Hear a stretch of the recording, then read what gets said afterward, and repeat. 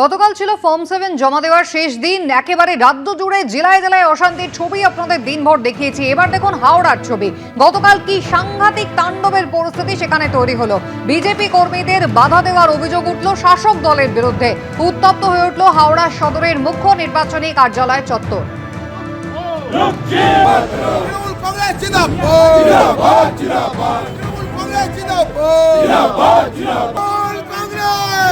দলবল নিয়ে চড়া হন হাওড়া সদরের তৃণমূল সভাপতি। বিজেপি কর্মীদের মারধর করেন, ফর্ম 7 ছিনিয়ে নিয়ে ছিঁড়ে ফেলেন, এমনটাই তার বিরুদ্ধে অভিযোগ। ঘটনাস্থলে এসে পরিস্থিতি সামাল দেয় হাওড়া থানার পুলিশ।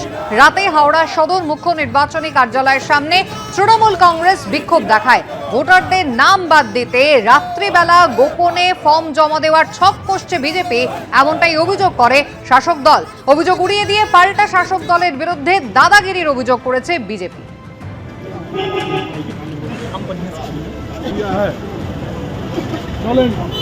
ভোটকালে হরণ করতে দিচ্ছি না, দেব না। বিজেপির চক্রান্ত এসআইআর এর শুনানি নিয়ে চরম হয়রানি শিকার সাধারণ মানুষ, যা নিয়ে সোমবারও অশান্তি ছড়ালো জেলায় জেলায়। দেগঙ্গায় আম্মা সংগঠনের বিক্ষোভে তুলকালাম বাঁধল। জয়নগর বাসন্তীতে পথ অবরোধ করলেন স্থানীয়রা। এসআইআর এর শুনানির নামে হয়রানির অভিযোগ।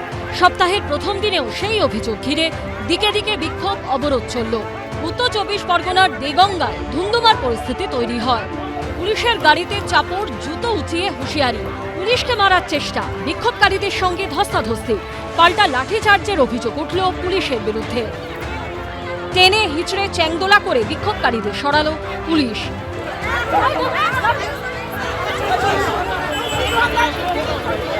সোমবার দেগঙ্গায় এসআইআর এর বিরুদ্ধে কর্মসূচি ছিল আম্মা সংগঠনের। বেড়াচাপার চন্দ্রকেতুগড়ের কাছে মিছিল পৌঁছতেই বাধা দেয় পুলিশ।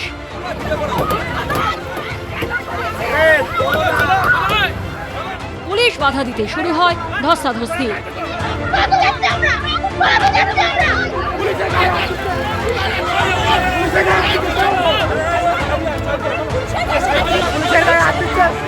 দেশের জন্য এসেছি, হ্যাঁ এসেছি, তার জন্য পুলিশ আমাদের যেতে দিচ্ছে না। আমাদের জ্যাক করে এসে আমাদের দুজনে তুলে নিয়ে গেছে। পুলিশ আপনাদের সাথে কি ব্যবহার করলো? আমাদের সাথে ঠেলাঠেলি করছে। টেনে হিচড়ে রীতিমতো পাজাকোলা করে বিক্ষোভকারীদের গাড়িতে তোলে পুলিশ।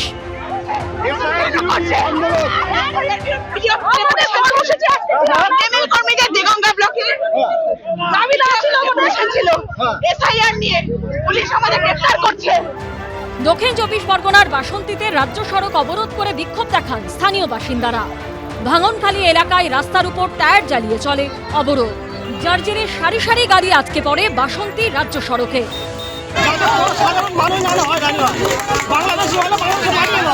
কিন্তু লিগাল ভাবে কোনো জাত ভেদ না করে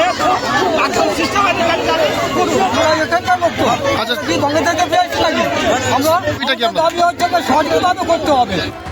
দক্ষিণ 24 পরগনার জয়নগরেও রাস্তায় গাছের গুঁড়ি ফেলে টায়ার জ্বালিয়ে অবরোধ করেন স্থানীয় বাসিন্দারা।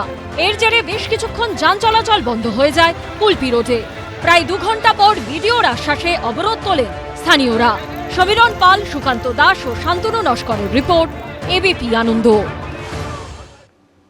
দিকে দিকে বিক্ষোভ, অশান্তি, আগুন। ফর্ম 7 জমা দেওয়ার শেষ দিনে সোমবার পশ্চিম বর্ধমানের আসানসোলে কার্যত সম্মুখ সমরে নামল তৃণমূল ও বিজেপি।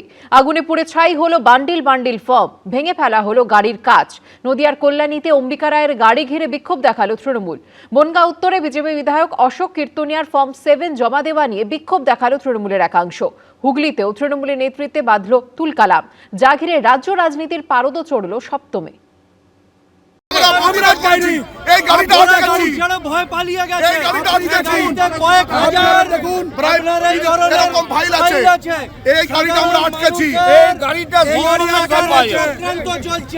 কোথাও ভাঙলো গাড়ির কাঁচ, কোথাও আগুনে পড়ে ছাই হলো বান্ডিল বান্ডিল ফর্ম।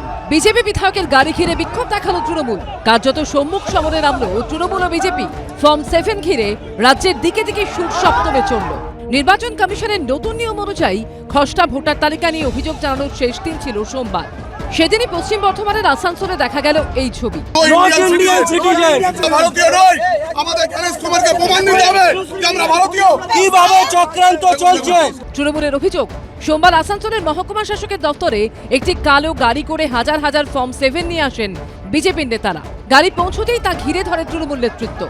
ধাক্কা মেরে সরিয়ে দেওয়া হয় বিজেপি সমর্থকদের।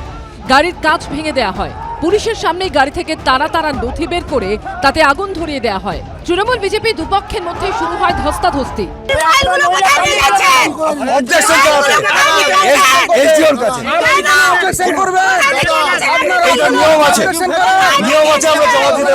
পরবর্তীতে বিজেপি বিধায়ক অগ্নিমিত্রা পাল এলে তাকে ঘিরেও শুরু হয় আরেক প্রস্ত বিক্ষোভ। বিজেপির যদি কোনো কমপ্লেন থাকে সংশ্লিষ্ট বিএলও ইআরও কে বলুক, কিন্তু পরিবার কেউ আনেনি। এরা হাজার হাজার ফাইল নিয়ে এসেছে। এই যে ভয় পালিয়ে গেছে।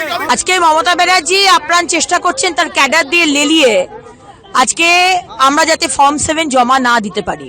আমার বিধানসভার ফাইল, বহু কাগজ ছিঁড়ে সেটাকে আগুন জ্বালিয়ে দেওয়া হয়েছে। মিস্টার জ্ঞানেশ কুমার, আপনাকে এগুলো দেখতে হবে।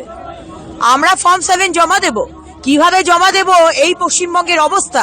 নদিয়ার কল্যাণীতেও মহকুমা শাসকের অফিসের বাইরে প্রবল উত্তেজনা ছড়ায়। বিজেপি বিধায়ক অম্বিকা রায়ের গাড়ি ঘিরে বিক্ষোভ দেখায় তৃণমূলের একাংশ।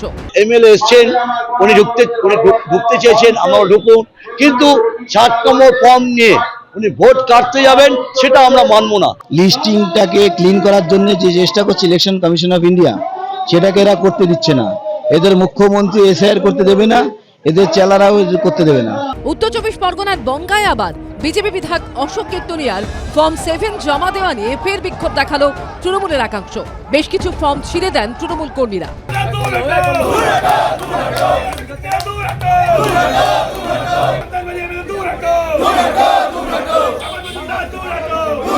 আজকে পুলিশ প্রশাসন দাঁড়িয়ে থাকাকালীন ইলেকশন জুডিশিয়াল ইলেকশন কমিশনের আন্ডার থেকে ফাইল নিয়ে 10খানা ফাইল তুলে নিয়ে চলে গেছে তৃণমূলের হুলিগান।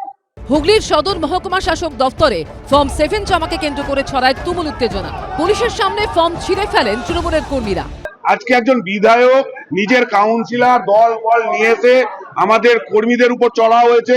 পুলিশের একটা অংশ সেই জায়গায় মদত দিয়েছে। বিজেপি ফর্ম 7 তো জমা দিতে পারে না, যারা বিএলও তারা জমা দিতে পারে, তারা জমা দিক। শ্রীরামপুরে বিডি অফিসের সামনে ঝাঁটা লাঠি হাতে বিক্ষোভ দেখান তৃণমূল কংগ্রেস কর্মীরা।